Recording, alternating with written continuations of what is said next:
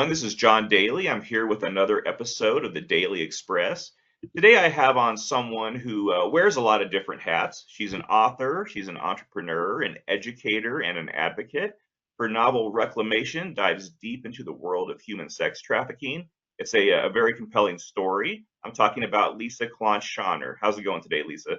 It's going well. It's a Friday. That's good. So, Exactly. That's always good. Well, thank you for joining me. It's great to have you on, and it's great talking to you again. We met a few years ago at a publishing event down in Denver. And before we get to your book, I wanted to ask you about yourself a bit. I know you are very involved in business and education. Can you tell people a bit about your background? sure. My paid gig is as an assistant professor of practice in entrepreneurship education. So I teach college students how to prepare for hopefully launching enterprises and entrepreneurial ventures and adding to our GDP at some point. So, yeah, that's my background. I am PhDs in human sciences with an emphasis in leadership, but a lot of my research focuses around entrepreneurship. And so not the social sciences at all. Very different from the topic that is that reclamation that I focus on in reclamation. But yeah, I am from the Midwest, and that's a big part of my background as well. I have two grown children, and I'm a very creative person. I always have to have a creative project going on. I love reading, writing, working on writing projects all the time. But I also do ceramics. I'm a ceramic artist, and I and just always working on something that allows me to kind of have that creative outlet. And yeah, and I live in Lincoln, Nebraska. So right in the heart of the Midwest. And when I wrote my book, I was living in Hastings, which I lived in Hastings, Nebraska. It's about an hour and a half away from Lincoln, but I lived there for 20 years. So that definitely has a lot of influence in my writing and everything. So yeah. Well, I think that's great. I think there, having all those different identities, you kind of went through all those different interests, the creative outlet. I think those really do lead to having a fulfilling life. I was a software developer for many years while I was writing this fiction. Yeah. It's good to have those different paths. Yeah, it So let's gives you that world. It gives you that world to go to, that's a little right. different than your own. And even though you're creating it yourself. So I don't know if there's a some sort of psychological balance there, but yeah, it's a good thing. No, I agree. I agree. So let's talk about Reclamation. This is your first novel, but not your first book. You've written a Right. business book, but the story is built around a very serious topic. Can you tell people what the story is about? Yeah, absolutely. So yes, it is a novel. So therefore, it's fiction, and we can talk a little bit about the decision to write fiction around such a very real and relevant topic. That'd But be great. That'd be human great. sex trafficking is a epidemic. I mean, human sex trafficking. Human trafficking in all, there's kind of this umbrella. You have human trafficking, and there's labor trafficking, and then there's sex trafficking that fall under that. But human trafficking is the second largest business in the world, and it's second only to the illegal drug trade. So just take a pause and think about that for a moment. The act of selling humans is a business, and so I still catch myself sometimes when I talk about this subject matter, doing it in a kind of frivolous way. And then I realize, wait a second, this is so incredibly serious. And so, because I'm just so used to talking about it, which is really sad. We shouldn't be used to talking about something so awful. But human trafficking, it happens all over the world. It happens very differently all over the world. In different cultures, some cultures, it's very normalized. In other cultures, it's very hidden, but still very prevalent. And so that's something that I wanted to be able to kind of touch on, not necessarily focus on, but touch on in Reclamation. I also wrote the book Reclamation without the intention. I didn't start with the topic of human trafficking as being why I was writing it. So it was supposed to be about relationships and when something terrible and awful happens to someone that you love, and reclaiming the the people in your life and the relationships and your identity. But early on, it became pretty evident that human sex trafficking was going to be that terrible, awful something that happens to someone. And so that's how I got there. And so I have become, like I said, I'm not a social scientist. And so I have become very, I want to say, well informed. I'm definitely not an expert by any means, but I've become very knowledgeable, informed, and very much an advocate to, stop human trafficking. Well, the story, and I think I read somewhere, with the characters, did I see that it sort of began as a dream? Was it about your daughter and then it kind of turned into Yeah. something? So the inspiration.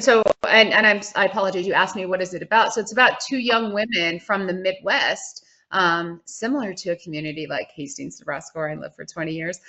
Two young women who decide to take a gap year after graduating from college, and they travel to Southeast Asia. And soon into their adventure, they are abducted and forced into human sex trafficking. And soon into their abduction, they're separated. And so then the story, the first half of the book, kind of covers or goes over their two very different journeys through that. And I don't want to give any spoilers, but I it's definitely it's about their different personalities, their relationship as best friends, their relationship through through the whole thing, and not only with themselves but with their, you think about the people who are back home, right? You think about the people that are missing these people after that type of thing happens. And so it's a lot about the trauma that they experience, but also the vicarious trauma of the other characters. And then what do you do? What do you do after, if you are a survivor, if you're not a survivor, if there's not a survivor, what do you do with all of that? And so that's kind of what the story revolves around. And so my daughter, she's the youngest of my two children. They're 2 years apart, very close family. And my daughter did travel to Thailand to teach after she graduated with her undergraduate degree. She taught there for 9 months. And my daughter, her trip went wonderful. Reclamation is not her story, so I always have to make sure that I state that. However, she has always been my traveler. Even in high school, she spent a month in Africa during her junior and senior year. She's been to Central America. She spent a semester in Oaxaca, Mexico, and Guatemala and Cuba during college. She's just been everywhere, and she's very unbridled in her enthusiasm for traveling the world and learning about the world, which is wonderful. But as a mother, you worry. You constantly worry about that kind of thing. And Madison is a super kind spirit, and so she's always wanting to learn about people. She's a psychology PhD student right now, and so she's always talking to people and wanting to learn about them. And you do worry about that. And also, she grew up in the Midwest. You see somebody, a child. I think you're a father, right? Yes. Yeah, so you see these people for every day for 18 years of their life, and then all of a sudden they leave for college. And in her case, she went to Southern California for her undergrad. So I'm like, could you get any farther away from Nebraska? Which it was a wonderful school she went to and a wonderful experience, but it was really hard as she was the last one at home. I was then an empty nester. My house got really quiet really fast, and just missing that time when my children were younger, and that they're always around, and that's the focus of your life, right? And so I think there was a period of grieving for that in my case. And also every time she came home, whether it was summer or a holiday or a family occasion or something, I was always preparing to say goodbye, because I knew she was going to have to go back to school or back to whatever. And so after she got done teaching in Thailand, she came home and she spent a month in Hastings, and then she headed back out to the San Diego area to start a job while she applied to grad school. And so I knew this whole month she was going to be leaving. And about a week before she left, I had this dream, and it was a weird, wonky dream, and it had to do with her and being in a foreign country and being abducted. And then in the dream, I turned into the person and stuff. And so that dream really, it really startled me. I remember thinking, very hard on it. You know, when you wake up and you're like, what was that about? And why did I have that dream? And I shared it actually with my son, who he's a very good writer. And he was like, Mom, you just need to make this into a book. And so I kind of sat with it for about 3 weeks and thought about it and started thinking about plot lines around kind of what that was. And I'd also had the intention prior to this dream to write about, like I said, the relationships. Like, what do you do in a relationship when the worst thing possible has happened, and how do you get past it? How do you accept it? How do you not accept it? How does that impact your life? And so I'd kind of started thinking about those types of storylines. And then when this dream came along, it kind of put it all together for me. And so the end of June 2019, I sat down and I kind of, as a writer, I think in scenes. So I can see scenes and I can see two people having a conversation. I can see the background. And so I had this scene in my mind and I sat down and I wrote the first chapter that I wrote, which ended up being, I think, chapter 32 in the book, which is far into the book. So people are very surprised by that. And then I went back and did, I think, chapter 15 and 16. And so then it just started to grow, and it came pretty fast and furious after that. And yeah, so that's kind of the inspiration for it. And yeah. No, it's eerily similar. My first book, when you were saying that just now, my first book came from a dream as well. I wrote sort of a later part of the book going back. It's in, I think, in scenes as well. So it's very. I'm always interested when I talk to different authors and see how they come about these ideas and these stories. It's pretty fascinating. Yeah. And it, it's definitely one of those, like I said, it came fast and furious. I think I had my first draft done in about 2 months, less than Wow, 2 months. wow. Yeah. But you understand the beauty and magic that happens during editing. So Right. that was something that was wonderful to have with BQB Publishing, and have Andrea as my editor. She made some amazing um, adjustments and changes, and together we really put the pieces together, and she really pushed me as an author, and I'm so thankful for that. So Editors are great. yes. If you get a good one, yeah, Yeah. they really help with your story, with how you lay it out, and like you said, challenge you in some ways. Yeah, it's hard as an author because you are so in love with these characters you've created and the storyline, and you think this is the only way it can be, and you're very married to that. And sometimes you have to get out of your own way, and you have to really listen to those professionals. So, I mean, I think Andrea has like an MFA, and then the second editor, Allison, she's written, they've got much more experience than I do, and so I had to really like talk myself down and say, wait a second, listen to these professionals, listen to these experts, because their perspective really does matter, and they really can change. And also, they're my demographic. They were like my ideal reader. And so it really helped. There we go. It really helped with me being able to accept some of those changes and listen to them and rearranging it. And thank goodness I did, because yeah, the changes we made really improved the book. Excellent, excellent. So I follow you, Lisa, on social media, and I see that you do a lot of author events. Not just book signings, but I think it seems like you've been pretty busy lately too. But Has been chock full. Actually, the last year and a half have really been full of lots of events. oh yeah, absolutely. It's not just the book signings. You also meet with a number of book clubs. You do a lot of speaking engagements to discuss the novel and the broader theme behind it. What do you enjoy most about talking to people about these topics? Does part of this go back to your educational background?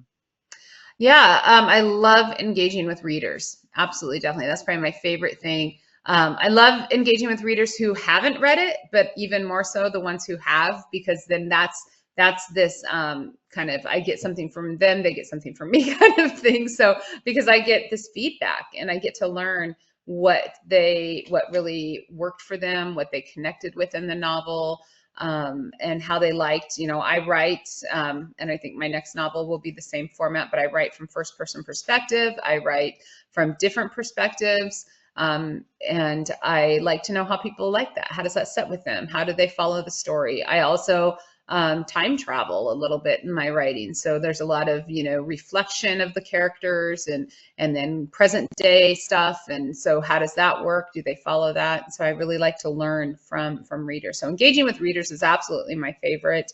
I also, like I said, I've become pretty passionate as an advocate for anti-human trafficking efforts. So I've joined, efforts with some different organizations here in Lincoln. There's an organization called I've Got a Name. And so I've done the marches with them and been involved in some of their events. I was super fortunate to be accepted as a presenter for the International Human Trafficking Social Justice Conference this Oh, fall. wow. And so I was able to present about how we can change things in our society through using fiction as a tool through that narrative. Because, like I said, I really struggled with, the idea of writing a fictional story on such a relevant, realistic topic was new. Was not new. It was fairly new though to me, definitely as a reader and definitely as a writer. And so I struggled a little bit with that because I didn't want people to, I that imposter syndrome was really real. But then I took a step back and I don't know if you want me to kind of tell you about that, but I'd written the book. I went to a writing retreat and I read a chapter. We did some sharing and stuff, and when I looked up, everybody was crying. There was a very intimate group, 20 writers, and they give you all this feedback. And I think at that point it kind of hit me that I'd lost touch with the severity of human sex trafficking because I'd been so into, I don't relate to it. It's not my story. It's not my daughter's story. It is, the mother-daughter relationships, the best friend relationships that I relate to, the family stuff. But the readers, everybody connects with something different in your book. And so I kind of thought a lot over that night. I don't think I slept at all. And I thought, gosh, I can't write this book. This isn't my story. You're supposed to write what you know. You're supposed to write your own story. And I can't appropriate this awful crime and this terrible experience that happens to other people for the benefit of writing this story. And I sat with that. And I remember the next morning at breakfast, one of the other authors, he could tell I was kind of in my own head. And he said, "What's going on?" And I explained, how I felt. And he asked me a really important question, which was, who are you writing this story for? And so I gave that a lot of thought, especially in that conversation with him. But I came to the realization, I had a long drive home, and I came to the realization that I am writing it for people like me. I typically would not go out and pick up, like voluntarily watch a documentary on human trafficking or pick up a memoir or read fact-based material about it.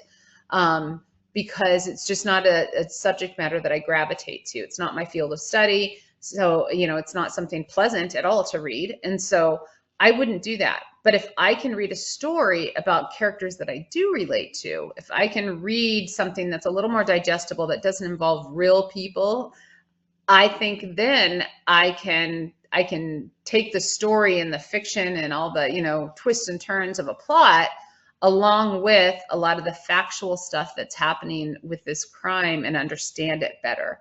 And so then when I told Joe that, I was like, I'm writing it for people like me because I wouldn't know very much about this, but I am in a position in life where I can make a difference. I can either donate money, I can volunteer time, I can, my dream is someday to marry my education and my entrepreneurship education with this topic and help women and survivors of human trafficking to be able to create their own wealth. Because the recidivism rate, I've learned, is very high with human trafficking, and there's a lot of reasons for that we can talk about. But if I can help women and other survivors of human trafficking to be able to not have to go back into that life in order to support themselves, maybe that's something I can do down the road. So I really am writing it for people like me who can make a difference and maybe aren't as aware. And so when I told Joe that, he was like, then you are absolutely the person who should be writing this book. And so that really helped me a lot. And from that point forward, I think it was just, I'm doing it, and I'm going to become as knowledgeable. And I may get some things wrong, and that's okay. I can apologize for it later, because that was a big fear also as a writer. What if I get it wrong? Because this is a really, I don't want it to be wrong. I don't want people to be, you know what the world of social media is like. And so if you get called out for doing something wrong, but I kind of also talked to some other author friends, and they assured me, they're like, it's okay. You can say, I'm sorry, I'm learning, tell me more, and move on from there. And your intentions, it's all about intention. And so I just wanted to kind of shine a light on this, raise some awareness, and tell a really good story. Well, yeah, and it's a very fascinating story. You've definitely turned it into something positive in your own life and your own teachings, and talking to people about, which is such a an important topic. You'd mentioned earlier you something about a new novel. Are you working on a new novel, or are you generating ideas, or what are you doing? Yes. So as I mentioned, I'm finishing up my PhD, which is I'm ABD, so I'm working on dissertation research. So that's a big focus of mine professionally right now, and taking a lot of my time along with teaching. But I do have a collaborative project that I'm working on with some other authors. And then my second novel, hopefully, as soon as I defend that dissertation, I'm going to just focus on writing it. I have it all figured out. I have the plot figured out. I have the characters developed. So there's those scenes are starting to come to me. So I really, really want to. I just want to go do ceramics and write books, but unfortunately, gotta pay the bills. But so that is kind of the long term. It's on the horizon. But the current project that I am working on that will happen before that one is a collaborative project. I have a good friend from high school who is an amazing artist, and during the pandemic, she painted these wonderful profiles of these fictional characters that she thought up. It was kind of how she dealt. She was a nurse in ICU, and it was kind of art was her therapy during that time. And she would post a lot of these on Facebook and Instagram, and many of us that went to high school with her would see them, and it's just like, wow, Deanna, these paintings, there's just so much feeling and emotion, and they're just so beautiful. And she just kept getting better and better. And each one she would post, I was like, oh, I want to write the story of that character. I want to know why there's this longing gaze in their eyes. I want to know why they look uncomfortable. Or and so another friend suggested that she do a coffee table book with her paintings. And then that light bulb, of course, because I have to turn everything into a project. I was like, oh, what if we did the coffee table book in partnership with some authors who were writing short stories about some of these paintings, the characters in these paintings of hers. And so that's what we're doing. And she's excited about it. I have 3 other writers that have written, 4 other writers actually, in addition to me, who are writing these short stories. And so we're hoping that will come out probably, I'm guessing, about a year. So we've got a lot of the content, but we're still working on some content, and very excited about it. And another exciting part of that is that Deanna, she's a nurse and teaches nurses. She's a nursing instructor now, and she is very passionate about mental health and nurses being able to deal with, any healthcare provider being able to deal with the trauma, especially the trauma that was that of the pandemic for healthcare workers. And so a portion of the profits of selling that book will go back to some sort of organization that will help healthcare workers seek counseling and therapy as they need it, especially those who worked through the pandemic. And so it's just kind of it's a passion project, and super excited. And it's really fun to work with other writers on a collaborative project. I haven't done that before. And so it's really fun because their writing then inspires my writing, and vice versa. It's just really, I read one of the authors, he sent a piece to me, and I just was in awe of this beautiful story that he wrote, and it made me want to be better in my next one. And so that's a really fun part of those kind of projects. Well, that's great. You've got a lot going on, and it sounds like you live a very rich life. You're doing a lot of good in the world, and Thank you. it was great. It's great catching up with you again, Lisa. Yeah, Um, absolutely. yeah, well, I want to thank you for coming on my podcast. Can you tell people how to find out more about you and your work? Yeah, for sure. So you can follow me on Facebook and on my author page, and you'll get all sorts of good information about reclamation. And I also have a website, and it's just lisaclonch.com. And so you can find out about that. There's a writing community too that I've created online, and so that's something that it's kind of been a slow project, but it's kind of a fun one too. And I'm hoping to do more collaboration with that. And so you can check that out. And yeah, just connect with me.